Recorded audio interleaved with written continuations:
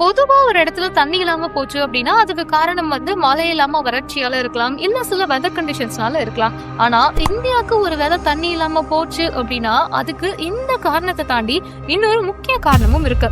அது என்ன? வாங்க பார்க்கலாம். Welcome to positive my Tamil. தெரியாத விஷயங்களை பேசி தெரிஞ்சுக்கலாம் வாங்க. ஃபர்ஸ்ட் அந்த காரணம் என்ன அப்படின்னு பார்த்தோம்னா சைனா.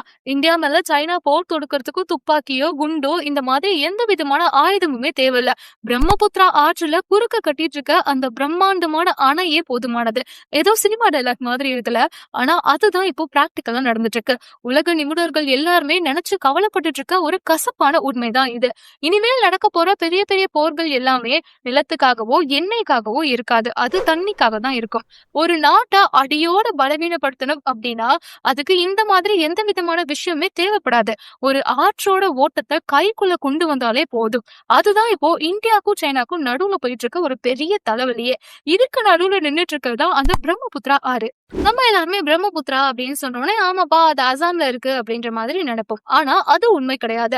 ஆக்சுவலா அந்த ஆறு அங்க பிறக்கவே கிடையாது. சரி, எங்கதான் பிறக்குது அப்படின்னு பார்த்தோம்னா திபெத் பகுதியில, அதாவது சைனாவோட கட்டுப்பாட்டுல இருக்க மிக உயரமான மலைகளுக்கு நடுவுல இருந்து அந்த ஆறு ஆரம்பிக்குது. அங்க அதுக்கு வேற பேரு. பல ஆயிரம் கிலோமீட்டர் பாய்ந்து வந்துதான் இந்தியாக்குள்ளேயே அது நுழையுது.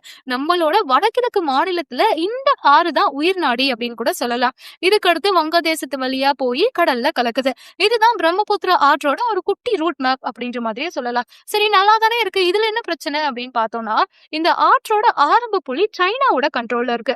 அதாவது முதல்ல தண்ணிய அவங்க தான் கண்ட்ரோல் பண்றாங்க. இப்போ நம்ம சிம்பிளா சொல்லணும் அப்படின்னா நம்ம வீட்டுக்கு வர மெயின் வாட்டர் பைப்போட வால்வு பக்கத்து வீட்டுக்காரன்ட்ட இருந்தா எப்படி இருக்கும், அந்த மாதிரி தான் இதுவும். இயற்கை ரீதியா பார்த்தோம் அப்படின்னா அந்த ஆறு எல்லாத்துக்குமே பொதுவானதுதான். ஆனா ஜியோகிராபிக்கலா பார்த்தோம்னா எப்போதுமே மேல இருக்க நாட்டுக்கு ஒரு எக்ஸ்ட்ரா பவர் இருக்கும். அதுதான் அப்பர் ஸ்ட்ரீம் அட்வான்டேஜ் அப்படின்னு சொல்லுவாங்க. அவங்க நினைச்சா தண்ணியை தேக்கி வைக்கலாம், திசை திருப்பலாம், பெரிய அணை கட்டலாம், எப்போ தண்ணி வரணும் அப்படின்னு கூட டிசைன் பண்ணலாம். இந்த அட்வான்டேஜ கையில வச்சிருக்க சைனா அந்த இடத்துல ஒரு அணைய கட்டிட்டு இருக்காங்க. அந்த அணை சாதாரணமான அணை கிடையாது. உலகத்திலேயே மிகப்பெரிய நீர் மின் திட்டங்கள்ல ஒண்ண உருவாக்க பிளான் பண்ணிட்டு இருக்காங்க. அதுல இருந்து வர கரண்ட் பல நாடுகளோட மின்சார தேவையை விட அதிகமா இருக்குமா. என்னதான் சைனா இத வளர்ச்சி திட்டம் அப்படின்னு சொன்னாலும் இந்தியா இதை எப்போதுமே எச்சரிக்கையா தான் பாக்குது. ஏன் அப்படின்னா அவ்வளோ பெரிய அணையை அவங்க கட்டிட்டாங்கன்னா தண்ணிய கண்ட்ரோல் பண்ற பவர் அவங்களுக்கு இன்னும் அதிகமா இருக்கும் இல்லையா. அதனாலதான் இப்போ ஒரு சின்ன எக்ஸாம்பிள் சொல்லணும் அப்படின்னா உங்க வீட்டு குடித்தண்ணி தொட்டியோட சாவி பக்கத்து வீட்டுக்காரங்க கையில இருந்தா உங்களுக்கு நிம்மதியாவா இருக்கும். அவங்க நல்லவங்களா இருந்தாங்க அப்படின்னா ஓகே, இல்ல நாளைக்கே உங்களுக்கும் ஏதாவது சண்டை வந்து வேற ஏதாவது முடிவு எடுத்துட்டாங்க அப்படின்னா நம்ம கத்தி என்ன ஆகுறது. அதே கேள்விதான் இன்னைக்கு இந்தியாவுக்கும். இந்தியாவும் சைனாவும் அவ்வளவு பெரிய க்ளோஸ் ஃப்ரெண்ட்ஸ் எல்லாம் ஒன்றும் கிடையாது. ஆல்ரெடி எல்லையில பிரச்சனை, பொருளாதார பிரச்சனை அப்படின்னு சொல்லிட்டு 1008 பஞ்சாயத்து ஓடிட்டு இருக்க. இதுல போய் மொத்த சாவியும் சைனா கையில போச்சு அப்படின்னா சைனாக்கு தானே அது யூஸ்ஃபுல்லா இருக்கும்.